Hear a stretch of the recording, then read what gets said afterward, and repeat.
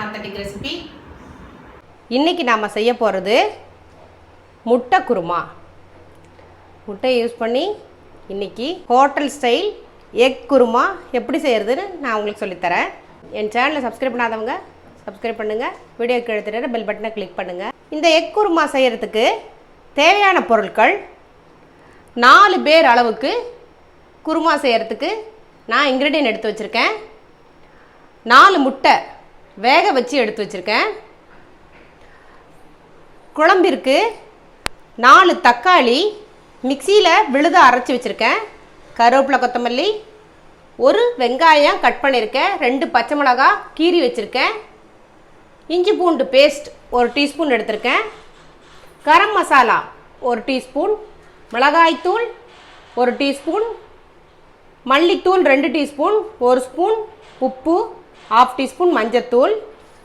குழம்பிற்கு தாளிக்கிறதுக்கு எண்ணெய், கடலெண்ணெய் 2 ஸ்பூன், 1 ஸ்பூன் நெய் விட்டுருக்கேன். தாளிக்கும் பொருட்கள் 1/2 டீஸ்பூன் சோம்பு, 2 பட்டை, 3 கிராம்பு, 2 ஏலக்காய். இது தாளிச்சுக்கிறதுக்கு எடுத்து வச்சுருக்கேன். குழம்பிற்கு அரைக்கிறதுக்கு 4 ஸ்பூன் தேங்காய் திருவல், 1/2 டீஸ்பூன் கசகசா, 3 முந்திரி பருப்பு, 1 ஸ்பூன் பொட்டுக்கடலை எடுத்து வச்சுருக்கேன். குருமா செய்வதற்கு மசாலா, கசகசா, முந்திரி, பொட்டுக்கடலை சேர்த்துக்கலாம். தேங்காய் துருவல் சேர்த்துக்கலாம். இதை கொஞ்சமாக தண்ணி விட்டு நல்லா நைஸாக அரைச்சி எடுத்துக்கலாம். அடுப்பில் ஒரு பேன் வச்சுருக்கேன். அதில் கடலெண்ணெயும் நெய்யும் கலந்து விட்டுருக்கேன். அதில் சோம்பு, பட்டை, கிராம்பு, ஏலக்காய் சேர்த்துக்கலாம். அது நல்லா பொரிஞ்ச பின்னாடி வெங்காயம் சேர்த்துக்கலாம். பச்சை மிளகாய் சேர்த்துக்கலாம். இஞ்சி பூண்டு பேஸ்ட் சேர்த்துக்கலாம்.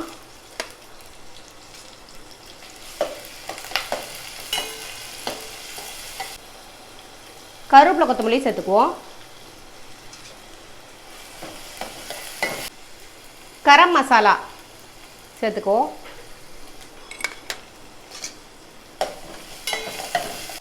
தக்காளி விழுது சேர்த்துக்கலாம்.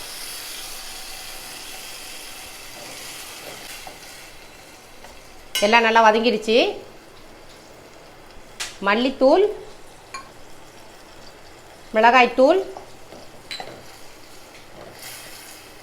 மஞ்சத்தூள்,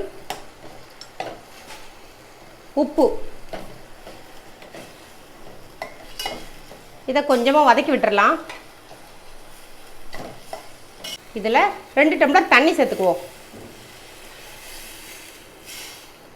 நல்லா கலந்து விட்டுட்டு மூடி போட்டு மூடி ஒரு 5 நிமிஷம் நல்லா கொதிக்கட்டும்.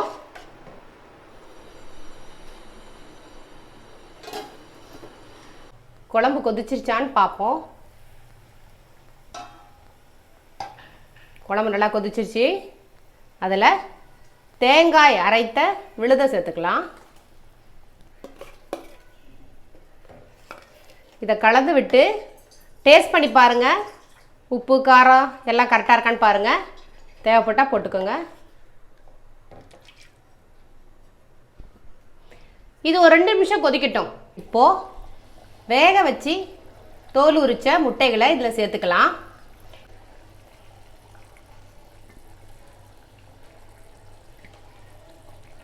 கருவேப்பிலை, கொத்தமல்லி தூவி நம்ம இறக்கிடலாம்.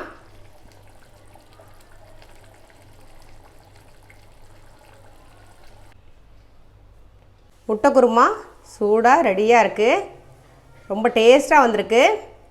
இது போலவே செய்து பாருங்கள். நான் இன்றைக்கி சாதத்தோட இந்த முட்டை குருமா சேர்த்து சாப்பிட போகிறேன். இது போன்ற டிஃப்ரெண்ட்டான சமையல் குறிப்புகள் பார்ப்பதற்கு என் சேனலை சப்ஸ்கிரைப் பண்ணுங்கள். வீடியோக்கு எடுத்துகிட்டு பெல் பட்டனை கிளிக் பண்ணுங்கள். லைக் பண்ணுங்கள், கமெண்ட் பண்ணுங்கள், ஷேர் பண்ணுங்கள். வேறு ஏதாவது புது டிஷ் தேவைப்பட்டால் கமெண்ட் பாக்ஸில் போய் சொல்லுங்கள். நான் செய்து அப்லோட் பண்ணுறேன். நன்றி.